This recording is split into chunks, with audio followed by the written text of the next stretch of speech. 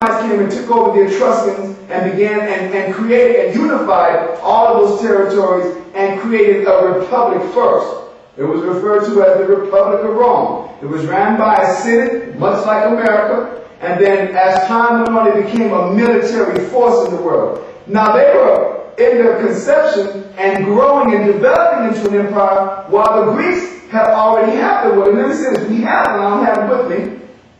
You can get all of these books in different places like Barnes and Noble, in different Borders books, places like that. But there's another book that's called Atlas of the Greek World, and it has all the history of Greece from its conception. Now, you can go over to, I'm going to show you another book, just so that you can see. This is a book called The World of the Incas, which talks about the empire that extended from, I would say, what was it? The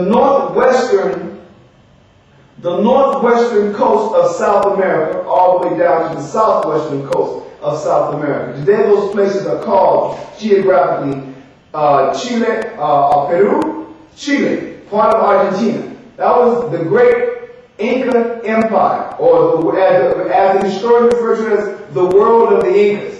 So now, when it says Christ, or the Most High, have in these more recent times spoken unto us by His Son, whom He made heir of all things, and by whom also the worlds, plural, were made, it's saying the Most High used Christ to establish all of these kingdoms. Or He used a word that's synonymous with kingdom. He used Christ to establish all of these what? These empires.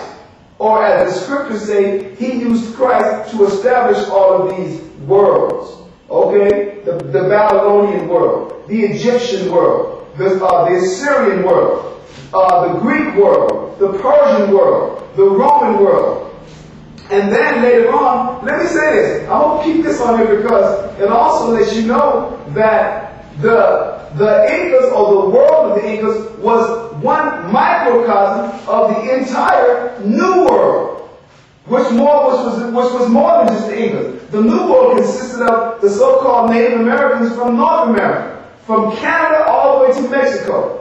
Then you had the Aztec Empire, that's considered modern-day Mexico, that consisted of what we know geographically as Mexico, on into the Yucatan and part of Central America. Then you had the Mayan world, the world of the Mayans, that was Central America, on down into the northernmost parts of South America.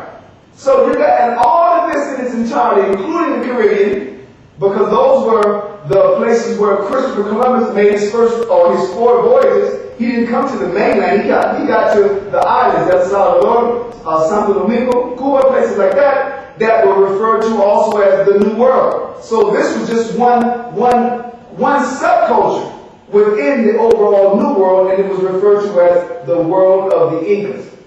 So that's what it's talking about. Now, what we're going to do, let's get the other one. We're going to go to Hebrews chapter 11, and we're going to read verse 3, and it's going to show you a second verse, or a second use of the word worlds in a plural form. Go ahead.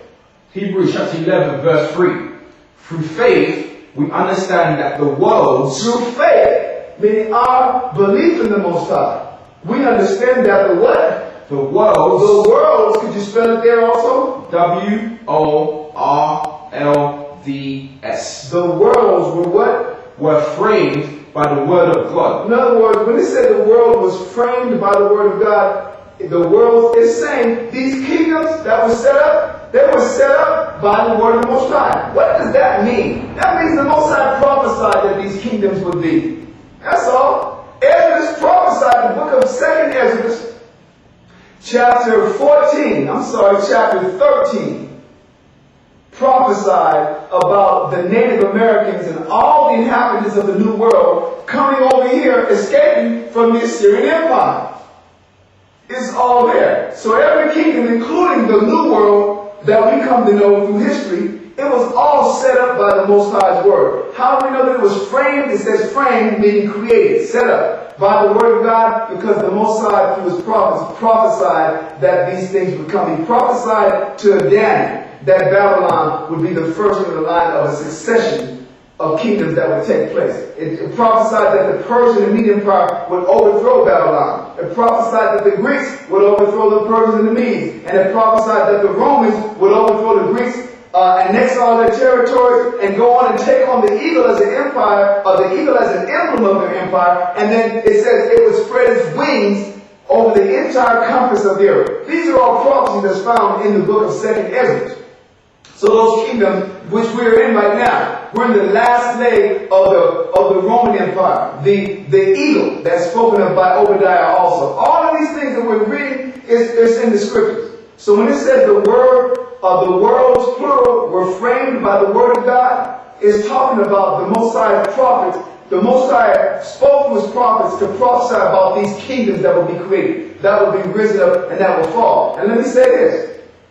He also spoke about the last kingdom that would be raised up, that would be resurrected from the dead, and that it would never be thrown down also. And that's what this book is about. So we established, number one, that the word world have over 14 different definitions. Number two, we've already established that the very same word world is used in singular and plural tenses in the Bible. So now we're going to go back to St. John chapter 3 and verse 16, and we're going to find out specifically. Let's read that again. We're going to take a third approach.